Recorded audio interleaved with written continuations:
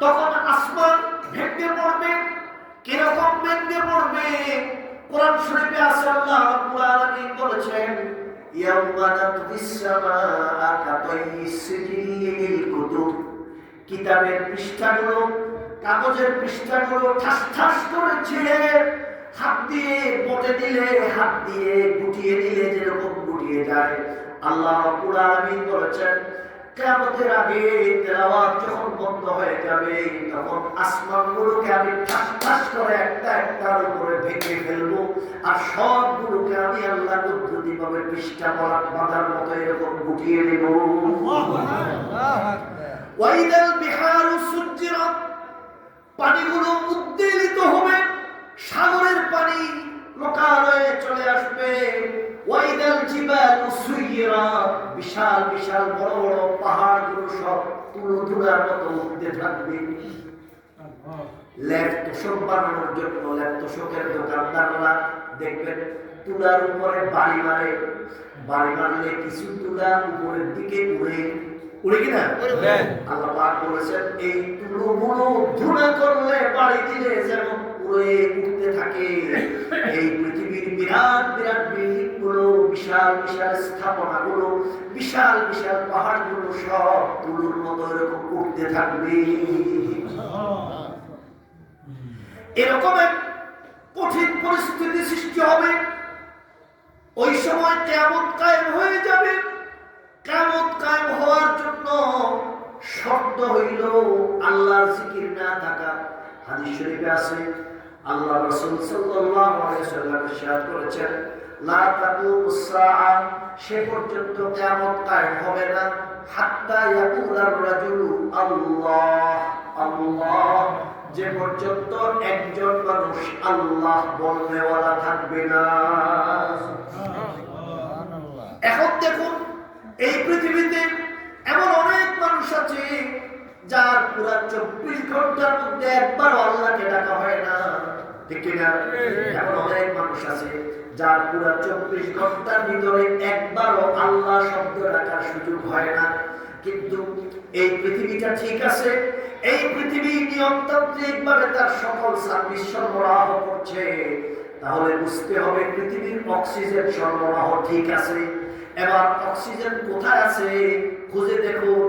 পৃথিবীর কোন স্কুলে, কলেজে, ভার্সিটিতে, পৃথিবীর কোন ইংলিশ মিডিয়ামে, পৃথিবীর কোন কেজি স্কুলে, পৃথিবীর কোন গার্ডেন সিটি সেন্টারে, পৃথিবীর এমন কোন শিক্ষালয়ে আল্লাহর কালামের শুদ্ধ তেলাওয়াত শেখানো হয় না। একমাত্র মাদ্রাসাগুলোতে, হাফিজি মাদ্রাসাগুলো, নুরানি মাদ্রাসাগুলো আর কওমি মাদারিসে কওমিয়াগুলোর মধ্যে আল্লাহর কালাম 24 ঘন্টা তেলাওয়াত হয়। কথা বলেন ঠিক কিনা? ঠিক। এই মাদ্রাসা, এই ছোট্ট বাচ্চাদের তেলাওয়াত, এটার প্রভাব কি, এটার প্রতিক্রিয়া কি বোঝা দরকার। বাহ্যিক দৃষ্টিতে আমরা তো মনে করতেছি কয়টা বাচ্চা মাত্র পড়তেছে, একটা সুর করে আওয়াজ করতেছে মাত্র। না ভাই, সকল আওয়াজের মান সমান নয়, সকল বক্তব্যের ওজনও সমান নয়, সকল কথার ওজনও সমান নয়। আজ থেকে প্রায় 7 বছর আগে 2016 সালের 13 জানুয়ারি সারা দেশ জুড়ে একটা ভয়াবহ ভূমিকম্প হয়েছিল। ভূমিকম্প ফজরের নামাজের কিছুক্ষণ আগে, কারো মনে থাকবার কথা মনে আছে নি? তার 1 সপ্তাহ আগে নেপালে ভূমিকম্প হয়েছে। নেপালের রাজধানী কাঠমান্ডু তছনছ হয়ে গিয়েছে, রাস্তাঘাট ভেঙে চৌচির হয়েছে, বড় বড় বিল্ডিং ভেঙে পড়েছে, চলন্ত গাড়িগুলো রাস্তার মাঝখানে ফাইটা ভিতরে ঢুকে গেছে। এর 1 সপ্তাহ পরে বাংলাদেশে ভূমিকম্প হয়েছে।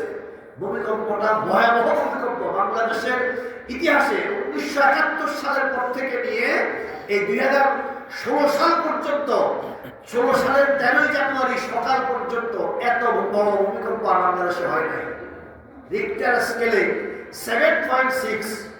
এর আগে 1 সপ্তাহ আগে যেটা হয়েছিল কাঠমান্ডুতে, সেটা ছিল রিক্টার স্কেলে 7.9। ওইটাতে বেশি ভয়াবহ হয়েছে। রিক্টার স্কেলে এত বড় ভয়াবহ ভূমিকম্প আলহামদুলিল্লাহ বাংলাদেশে তেমন কোনো কিছুই হয় না। প্রথম কথা হচ্ছে আপনাদের সবাইকে সমস্যায় বলতে হবে কিছুই হয় নাই, বাঁচিয়েছেন কে? আল্লাহ। এটাকে বিশ্বাস করেন, ইয়াকিন করেন ইনশাআল্লাহ। তাহলে ইয়াকিন করে একটু আল্লাহর উপরে ইয়াকিন করে একটু আওয়াজ করে বলেন তো রক্ষা করেছেন কে? আল্লাহ। প্রশ্ন হলো আল্লাহ তো রক্ষা করেছেন বটে, কিন্তু আল্লাহ পাকের একটা নিজাম হলো, আল্লাহ পাকের একটা সিস্টেম হলো। আল্লাহ দুনিয়াতে মাধ্যম দিয়ে কাজ করে।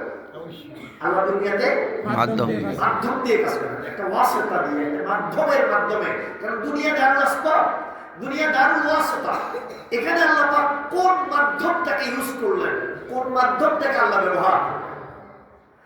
আমার ভাইয়েরা, বাংলাদেশের মাটি নিয়ে, এদেশের ভূমি নিয়ে গবেষণা করে একটা সংস্থা আছে, রাষ্ট্রীয় সংস্থা, মৃত্তিকা গবেষণা ইনস্টিটিউট। মৃত্তিকা গবেষণা ইনস্টিটিউট মাটি নিয়ে, মানে দেশের ভূমি নিয়ে কি করে গবেষণা করে। ওখানে সব বড় বড় আপনার বিজ্ঞানী গবেষক লোকেরা আছে। এই বেশি গবেষণার কারণেই তো তারা গবেষণা করে দায়ী করছে আমাদের দেশের মাটি 6 প্রকারের। বুঝছেন কথাটা? এঁটেল মাটি, দোআঁশ মাটি, বেলে মাটি, কাদা মাটি, পলি মাটি, এই যে বিভিন্ন প্রকারের মাটি বের করছে, এটা গবেষণা করে বের করেছে না? এমনি এমনি বের হয়েছে, গবেষণা করছে না? তো আমাদের গবেষকরা চিন্তা করলো যে মাটির নিচে কি এমন ঘটেছে, কি এমন সরে গেছে, কি কারণে আমাদের এই বিশাল ভূমিকম্পটা হলো। কিন্তু এই ভূমিকম্প এত বড় হওয়ার পরেও আমাদের কোনো দুর্ঘটনা ঘটলো না। এই ঢাকা শহরে এখন যে পরিমাণে ঘিসি বাড়ি, যে পরিমাণে একটার উপর একটা উঠে দেওয়া বাড়ি, যদি আল্লাহ মাফ করুন ওই দুর্ঘটনা কিছুটাও ঘটতো, লক্ষ মানুষের প্রাণহানি ঘটার সম্ভাবনা ছিল। কথা বলেন ঠিক। কিন্তু রক্ষা করেছেন কে? আল্লাহ। আমার ভাইরা, আল্লাহ পাক রক্ষা করেছেন। এখন প্রশ্ন হলো, যেই সময়ে এই ভূমিকম্পটা হয়েছে সময়টা ছিল ফজরের নামাজের আযান দেওয়ার আগে 8 ঘন্টা আগে। কি ঠিক কিনা? তখন ফজরের নামাজের আযান দেয় নাই, আযানেরও আগে। এই সময় আমার দেশের সব রাজনীতিবিদেরা প্রচন্ড ঘুমের মধ্যে থাকে। এই সময় আমার দেশের ব্যবসায়ীরা ঘুমে থাকে, আমার দেশের চাকরিজীবীরা ঘুমে থাকে। ওই সময়ে আমাদের কৃষিবিদরা যারা কৃষি কাজ করে তারাও ঘুমন্ত থাকে। আমার দেশের সব পেশাজীবীরা, সব পেশার লোকেরা নিজ নিজ অবস্থায় ঘরে বাড়িতে সবাই আরাম করে বিশ্রাম করে ঘুমিয়ে থাকে। কিন্তু এই মসজিদের ভিতরে মিম্বরের সামনে মাইক নিয়ে হাজার মুসল্লির সামনে আল্লাহর ভয়ে ঠিক করে বলতে পারি, ওই সময়ে আমার দেশের সব হিফজখানার হাফেজ ছাত্রগুলো জাগ্রত থাকে। কথা বলেন ঠিক কিনা? যদি বিশ্বাস না হয়, আমার এই বক্তব্য যদি বিশ্বাস না হয়, আপনাদের এই উত্তরখানে অনেকগুলো হিফজখানা মাদ্রাসা আছে, ডানে বামে প্রায় রুটের মধ্যে অনেকগুলো মাদ্রাসা আছে, আছে কিনা? এই হিফজখানা, যে হিফজখানা মাদ্রাসাগুলো ভালো ভালো রেজাল্ট করতেছে, এই হিফজখানা মাদ্রাসাগুলোর মধ্যে আপনি ফজরের আযানের আগে যাবেন, গিয়ে ভিজিট করে দেখবেন যে সেখানে ছাত্ররা এবং উস্তাদরা উঠে কি সুন্দর করে কালাম তেলাওয়াত করতেছে, আল্লাহর কালামের তেলাওয়াত হইতেছে। যদি না হয় তাহলে ওই মাদ্রাসা, ওই হিফজখানা বন্ধ করে দিবেন। ওই হিফজখানা আমাদের দরকার নাই। ঠিক কিনা? কারণ হিফজখানার তর্জ, হিফজখানার স্টাইল, হিফজখানার সিস্টেম আমাদের মুরব্বীরা এরকম করে চালু করেছেন যে সব মানুষ যখন ঘুমে থাকবে ফজরের আগে, আরে এখন তো শীতকাল, শীত প্রায় শেষের দিকে, আমাদের ছাত্ররা তো রাতে 3টায় উঠে যায়, 3টা সাড়ে 3টায় উঠে যায়। তখন থেকে ফজরের নামাজ হওয়া পর্যন্ত প্রায় 1.5 ঘন্টা 2 ঘন্টা সময় থাকে। ওই 2 ঘন্টা আগেই তারা পুরা সবক ইয়াদ করে, সবক শোনাইয়া ছাত্ররা হাফেজ উস্তাদদেরকে সবক শোনাইয়া পুরা দিনের কাজ কমপ্লিট করে। সুবহানাল্লাহ। আমি সাহেবদেরকে জিজ্ঞেস করলাম, আমি সাহেব ঠিক কিনা? আমার সাহেব ঠিক কিনা? বলেন আপনি ফজরের নামাজের আগে উঠেন কিনা? সবক শোনাই 7 সবক ফজরের পরে। বুঝছেন? ফজরের আযান দেওয়ার পরে আপনার 700 বছর উঠে ছাত্ররা উঠে কখন আযান দেওয়ার আগে। এবার শুনুন আমার ভাইরা, দেশের সব লোকেরা যখন ঘুমায়, আমার ছোট্ট ছোট্ট বাচ্চাগুলো তখন জাগরণে, এরা জাগ্রত থেকে কি করতেছে? ওই জাগ্রত অবস্থায় কেউ করতেছে ইয়াসিন ওয়াল কুরআনিল হাকীম, কেউ করতেছে আর রহমান আল্লামাল কুরআন, কেউ করতেছেন আলহামদুলিল্লাহি রাব্বিল আলামিন আর রহমানির রহিম, কেউ করতেছে ওয়াদুহা ওয়াল লাইলি ইযা সাজা, কেউ করতেছে ওয়াত্তিন ওয়াস-সাইতুন ওয়া তুরি সিনিন ওয়া হাদাল বালাদিল আমিন। ছাত্রটা পড়তেছে কোরআন শরীফ খুলে ওয়া হাদাল বালাদিল আমিন, এই নিরাপদ শহরের কসম। আল্লাহ রাব্বুল আলামিন মক্কাকে নিরাপদ শহর ঘোষণা করেছেন, মদিনাকে নিরাপদ শহর ঘোষণা করেছেন। তো এই নিরাপদ শহরের ঘোষণার তেলাওয়াত যখন হইতেছে, ওই সময় যখন ভূমিকম্প হয়েছে, রব্বুল আলামিনের ফয়সালা হয়েছে, আমার এই শিশু নাবালেগ বাচ্চার তেলাওয়াতের বরকতে আমি এই জমিনকে কিছু হইতে দেব না। সুবহানাল্লাহ। বাইজাবি শরীফের মধ্যে ইমাম বাইজাবি হযরত ইবনে আব্বাস রাদিয়াল্লাহু তাআলা আনহু থেকে এক চমৎকার হাদিস লিখেছেন। তিনি বলেছেন, হযরত ইবনে আব্বাস বলেছেন, আল্লাহ রাব্বুল আলামিন এক জাতির জন্য, কোন একটা কওমের জন্য আল্লাহ তাআলা আযাব পাঠানোর জন্য জিবরাইলকে পাঠাইলেন। হযরত জিবরাইল আযাব নিয়ে ওই কওমের কাছে যখন গেলেন, আযাব এখনই শুরু হয়ে যাবে, আল্লাহর হুকুম, আযাব চালু হয়ে যাবে। এরকম মুহূর্তে তিনি দেখলেন ওই এলাকার একটা ছোট্ট ঘরের মধ্যে একটা নাবালক বাচ্চায় শুধুমাত্র সূরা ফাতিহা পড়তে আছে। সুবহানাল্লাহ। কি করতেছে? সূরা ফাতিহা। সূরা ফাতিহা পড়তেছে। জিবরাইল রিপোর্ট করলেন, আল্লাহ তোমার আযাব নিয়ে এসেছি, এখন এই কওমের উপরে আযাব ফেলবো, কিন্তু আমি দেখতেছি এই কওমের ভিতরে একটা ছোট্ট বাচ্চা সূরা ফাতিহা পড়তেছে, আমি কি আযাবটা দেব নাকি? আল্লাহ রাব্বুল আলামিন বলেন, ও জিবরাইল, আমার কালামের সূরা ফাতিহা এটা তো উম্মুল কোরআন, পুরা কোরআনের মা, পুরা কোরআনের মা, কোরআনের সেন্টার কোরআন, পুরা কোরআনের কেন্দ্র, কোরআনের সেন্টার। আমার এই কোরআনের মা, আমার এই কোরআনের মূল, আমার এই কোরআনের সেন্টার সূরা ফাতিহা তিলাওয়াতের উসিলায় এই কওমের উপর 40 বছরের জন্য আমি আযাব বন্ধ করে দিলাম। সুবহানাল্লাহ। ফেরত চলে আসো। শুধুমাত্র সূরা ফাতিহা তিলাওয়াতের কারণে যদি 40 বছরের জন্য আযাব বন্ধ হয়ে যায়, তাহলে আপনারা শুনেন, আমার জানা মতে আমাদের বোর্ডের হিসাব অনুযায়ী বাংলাদেশে 22,000-এর উপরে হিফজখানা মাদ্রাসা আছে। সুবহানাল্লাহ। আলহামদুলিল্লাহ বলেন। আলহামদুলিল্লাহ। কয় হাজার? 22,000। 22,000 নয়, 22,000-এর উপরে, 22,000-এর বেশি।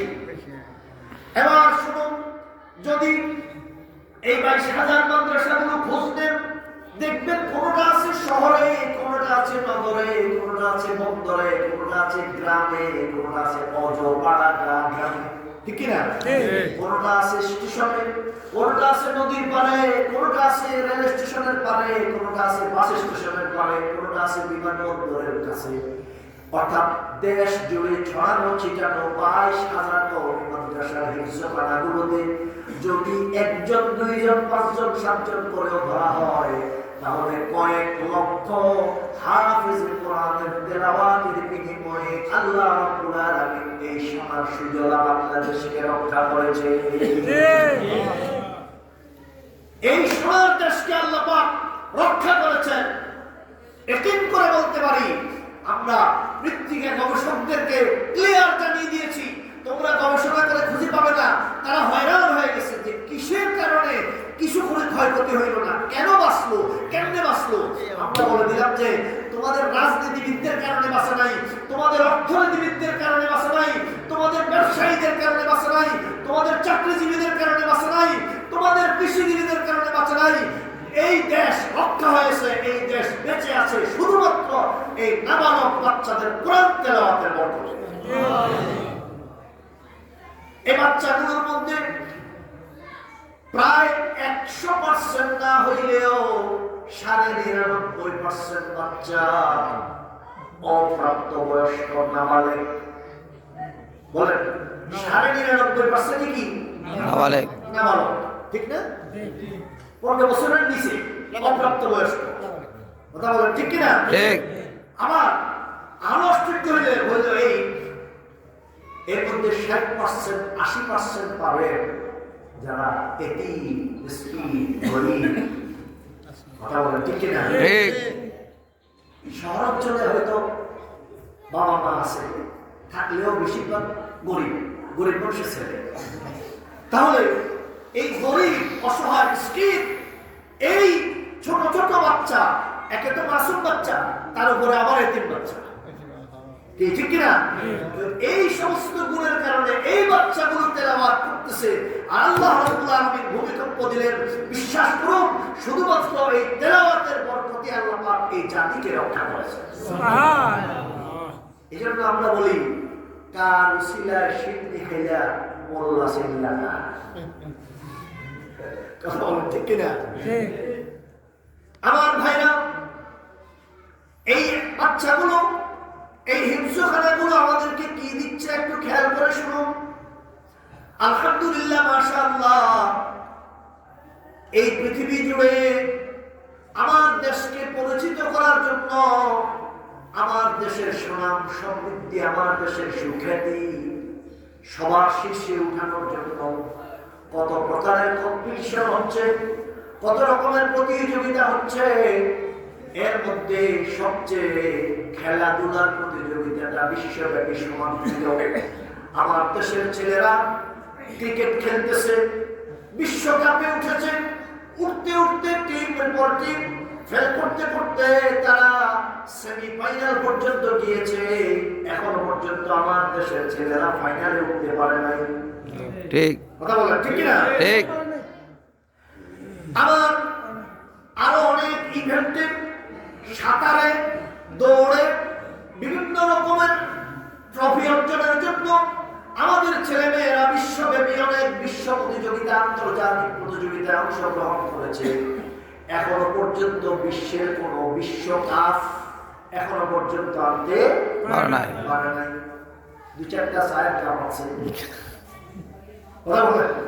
কিন্তু আলহামদুলিল্লাহ, আলহামদুলিল্লাহ, গত 10-15 বছর ধরে প্রায় 70টা দেশ, 80টা দেশ, 90টা দেশ, 96টা দেশ, 117টা দেশকে পিছনে ফেলে আমার লাল সবুজের পতাকাকে 1 নম্বরে বিশ্ব চ্যাম্পিয়ন করেছে এই হিংস্রখানার নাবালেগ বাচ্চারা।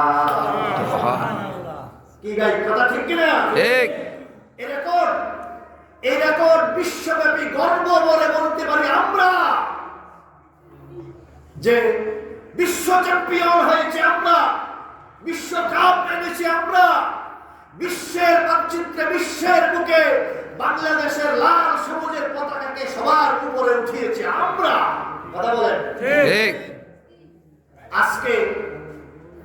আজকে শিক্ষা বিষয়ে যখন আমরা সমালোচনা করছি, শিক্ষা দীক্ষায় যখন ট্রান্সজেন্ডার নামে সহযোগিতা আর সমকামিতাকে যখন প্রমোট করা হচ্ছে, তখন আমরা ইমামরা, আমরা আলেমরা মসজিদে মসজিদে, মাদ্রাসায় মাদ্রাসায়, মাহফিলে মাহফিলে চিৎকার করতেছি, এর বিরোধিতা করতেছি।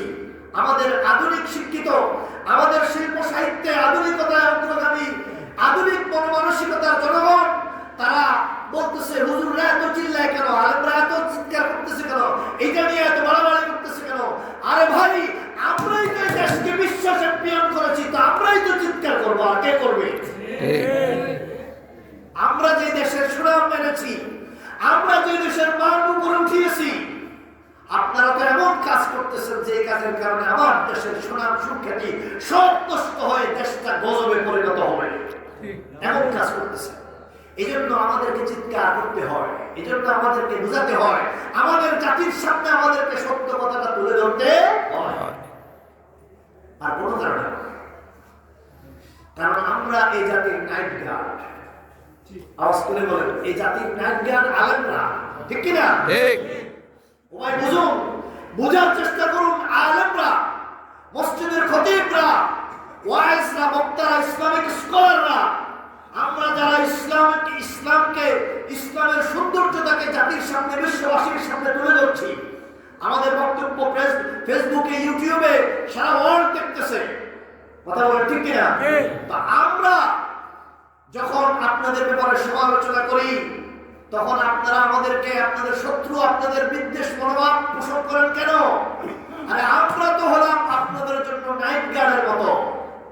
ওই ভাই ব্যবসায়ী জিজ্ঞেস করে আসেন, দোকানে কোটি টাকার পুঁজি, লক্ষ লক্ষ টাকার পুঁজি, ভরসা মাত্র 3-4টা তালা, কি ঠিক কিনা?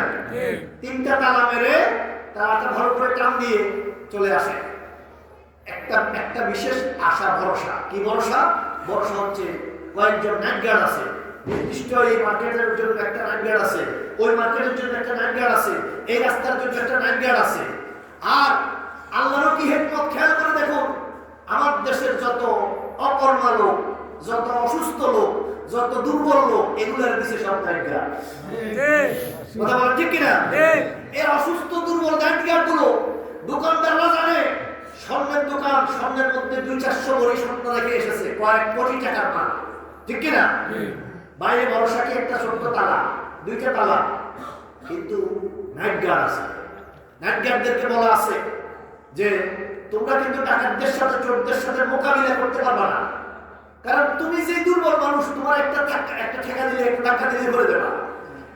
তো তোমার কাজ হইল, যখন তুমি দেখবা কোন দোকানে চোর আসছে, কোন দোকানে ডাকাতি হচ্ছে, তালা ভাঙতেছে, শাটার কাটতেছে, তো তুমি তখন তার সাথে মোকাবিলা করতে যাবে না, তুমি তখন সমানে হুইসেল বাজাবে, সমানে শুধু বাঁশি বাজাবে না, কারণ তোমার কাছে একটা বাঁশি আছে। কথা বলবেন ঠিক কিনা? ঠিক। কেন?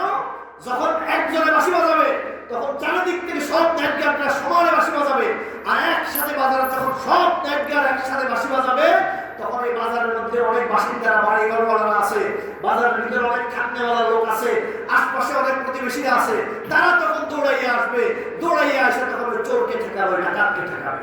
ঠিক বিশ্বাস করুন, এদেশের মুসলমানদের ঈমান আমল, এদেশের মানুষের আখিরাতের জাহান্নামে যাওয়ার থেকে বাঁচানোর জন্য, এদেশের মানুষকে সতর্ক করার জন্য, এদেশের মানুষের ঈমানদারি পাহারাদারি করার জন্য আমরা আলেমরা, মসজিদের খতিবরা হচ্ছে নাইট গার্ডের মতো পাহারা। ঠিক। আমরা নাস্তিকদের সাথে মোকাবিলা করতে হয়তো পারবো না, হয়তো আমরা ওই ডাকাতদের সাথে, যারা আমার দেশের ভবিষ্যৎ প্রজন্ম, আমার দেশের ছোট্ট ছোট্ট ছেলে মেয়েদের, কচি কচি ছেলে মেয়েদের মন মগজ ধুলাই করার জন্য বই পুস্তকের মধ্যে যারা ট্রান্সজেন্ডার নামক এই কুফরি মতবাদ ঢুকাই দিছে, হয়তো আমরা সরাসরি তাদের টুটি চেপে ধরতে পারবো না, কিন্তু নাইট গার্ডের মতো যদি আমরা এরকম হুইসেল বাজানো শুরু করি, আমরা যদি এই বাঁশি বাজানো শুরু করি, আমরা যখন সারা দেশ জুড়ে সবাই বাঁশি বাজানো শুরু করতেছি, এখন জনগণ জেগে উঠতেছে। ঠিক। কথা বলেন ঠিক কিনা? এখন সরকার বাধ্য হয়েছে যে শরীফ থেকে শরীফা কেমনে হইল, এই গল্পটা কে লিখলো, এটা তদন্ত করার জন্য আবার কমিটি করো। আগে কমিটি করার চিন্তাও কেউ করে নাই। এই নাইট গার্ডদের হুইসেল বাজানোর কারণে এটা হয়েছে। কথা বলেন ঠিক কিনা? ঠিক। এই নাইট গার্ডদেরকে আপনারা শত্রু মনে করেন না। নাইট গার্ড আপনার কোটি টাকার দোকান যেরকম পাহারা দেয়, বাড়ি যেরকম পাহারা দেয়, ঠিক এই ওলামায়ে কেরাম, এই হেফজখানা মাদ্রাসার উস্তাদরা, এই মসজিদের ইমামরা, খতিবরা, আলেমরা, ওয়াইজরা, বক্তারা, তারা এই জাতির ঈমান এবং আমলের পাহারাদার। সুবহানাল্লাহ। আমার ভাইরা, এই হেফজখানা মাদ্রাসার ছোট্ট ছোট্ট তালিবুল ইলমরা বিশ্ব জয় করে যখন আসলো, তাদেরকে প্রথমে সরকার তেমন গুরুত্ব দেয় নাই। আমাদের অনেক বলার কারণে, অনেক বোঝানোর কারণে অবশেষে এখন রাষ্ট্রীয়ভাবে তাদেরকে সম্মান দেওয়া হচ্ছে। তাদেরকে প্রধানমন্ত্রী ডেকে নিয়ে তাদেরকে চীন মৈত্রী সম্মেলন কেন্দ্রে ইসলামিক ফাউন্ডেশনে আপনার সৌদি আরবের মসজিদে নববীর ইমামকে দাওয়াত করে এনে আমার দেশের হাফেজে কোরআন বিশ্ব চ্যাম্পিয়ন হাফেজদেরকে তারা ক্রেশ দিচ্ছে, এখন সম্মানিত করতেছে। কথা বলেন ঠিক কিনা? এই সম্মান যতদিন হাফেজে কোরআন আলেমে কোরআনদেরকে এই রাষ্ট্র এই দেশ সম্মান করবে, শ্রদ্ধা করবে, ভক্তি করবে, তাদের জন্য খরচ করবে, অবদান রাখবে, ততদিন এই দেশ সুজলা সুফলা সুন্দর স্বাভাবিক হয়ে থাকবে। এই জন্য আপনাদের সবাইকে খুব সংক্ষেপে এই কথাটা বলতেছি। প্রিয় ভাই শুনুন, যারা হাফেজে কোরআনদের গার্ডিয়ান আছেন, যারা এই হিফজ মাদ্রাসার সাথে সম্পৃক্ত আছেন, অথবা এই হিফজ মাদ্রাসার এই আশপাশে আছেন, বাসিন্দারা আছেন, প্রতিবেশী আছেন, এটাকে নিয়ামত মনে করবেন। হাদিস শরীফে আছে قال رسول الله صلى الله عليه وسلم يقال لصاحب القرآن اقرأ। আল্লাহ তাআলা কোরআন ওয়ালাকে কিয়ামতের দিন বলবেন ইকরা। আল্লাহ পাক হাফেজে কোরআনকে বলবেন ও কোরআন ওয়ালা, ও আমার হাফেজে কোরআন, তুমি তেলাওয়াত শুরু করো। বিশ্বাস করুন, হাফেজে কোরআন একটা আয়াত তেলাওয়াত করবেন, আল্লাহ রাব্বুল আলামিন বলবেন ওয়াত্তাকি, আর তুমি আমার দেওয়া জান্নাতের এক তলাতে আরোহণ করো। সুবহানাল্লাহ। এরপরে বলবেন ওয়ারাত্তিল কামা কুনতা তুরাত্তিলু ফিদ দুনিয়া ফাইন্না মানজিলাকা ইনদা আখিরি আয়াতিন তাকরাউহা। ও আমার কোরআন ওয়ালা শুনো, তুমি একটা আয়াত তেলাওয়াত করবে আর এক তলা উপরে উঠবে। এরকম ভাবে পুরা কোরআনের যত আয়াত আছে 1 2 3 করে গণনা করতে করতে যেটা আমাদের দেশে প্রসিদ্ধ আছে 6666, যদিও সংখ্যাটা সঠিক নয়, মূলত 5238টা আয়াত আছে। এই 5238 তলা বিশিষ্ট বিল্ডিং এর মধ্যে আল্লাহ রাব্বুল আলামিন হাফেজে কোরআনের জায়গা করে দিবেন। সুবহানাল্লাহ।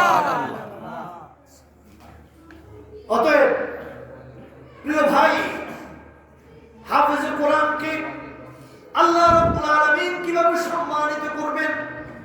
কোরআন শরীফে হাদিস শরীফে রাসূল বলেছেন মান কারাআল কুরআনা ফাস্তাযহারাহু ফাহাল্লা হালালাহু ওয়া হাররামা হারামাহু আদখালাহুল্লাহুল জান্নাহ ওয়া শাফাআহু ফি 'আশরাতিন মিন আহলি বাইতিহি কুল্লুহুম قد وجبت لهم النار। আল্লাহ রাব্বুল আলামিন হাফেজে কোরআনকে কিভাবে সম্মান করবেন? নবীজি বলেন আমার যে উম্মত কোরআন শিখলো, কোরআনের হালালগুলোকে হালাল মেনে হারামগুলোকে হারাম মেনে জীবন যাপন করলো, হালাল মতে চললো, হারামগুলো পরিহার করলো, বর্জন করলো, নবীজি বলেন আল্লাহ রাব্বুল আলামিন কিয়ামতের দিন বলবেন ও আমার কোরআন ওয়ালা হাফেজে কোরআন হাফেজে কোরআন, তোমার এইটুকু অবস্থানের কারণে আমি আল্লাহ তোমার জন্য জান্নাতের ঘোষণা দিয়ে দিলাম। সুবহানাল্লাহ। আদখালাহুল্লাহুল জান্নাহ, আল্লাহ তাআলা তাকে জান্নাতে দাখিল করবেন, প্রবেশ করাবেন। এরপরে হাফেজে কোরআন ডেকে বসবে, বলবে আল্লাহ আমার আত্মীয় স্বজন, আমার বাবা মা, আমার চাচা চাচা ফুফু খালু আত্মীয় স্বজন, নিকট আত্মীয় রক্তের বন্ধনের লোকেরা, তারা তো দেখা করতে পারে নাই, ইমানদার ছিল বটে, গুনাহের জিন্দেগি কাটিয়েছে, তাদের তো অনেক গুনাহ। আয় আল্লাহ, আমি একা যদি বেহেশতে যাই তাহলে আমার এই আপনজনদের কি অবস্থা হবে? আল্লাহ রাসূল বলেন ওয়াশাফাআহু ফি 'আশরাতিন মিন আহলি বাইতিহি কুল্লুহুম ক্বাদ ওয়াজাবাত লাহুন নার। আল্লাহ রাব্বুল আলামিন বলবেন হাফেজে কোরআন, তোমার নিকটাত্মীয় রক্ত সম্পর্কীয় আপনজনদের মধ্যে একজন দুইজন করে তুমি 10 জনকে খুঁজো। কয়জন? 10 জন। 10 জনকে খুঁজো, 10 জনকে বের করো, এমন 10 জন যাদের জন্য জাহান্নাম অবধারিত হয়ে গিয়েছে, জাহান্নামে যাওয়া ছাড়া কোনো উপায় নাই। আল্লাহ রাসূল বলেন, আল্লাহ পাক বলবেন তোমাকে আমি অধিকার দিলাম, এই 10 জনকে তুমি সুপারিশ করো, তোমার সুপারিশে তোমাকে সহ ওই 10 জনকে আমি জান্নাতে দিয়ে দেব। সুবহানাল্লাহ।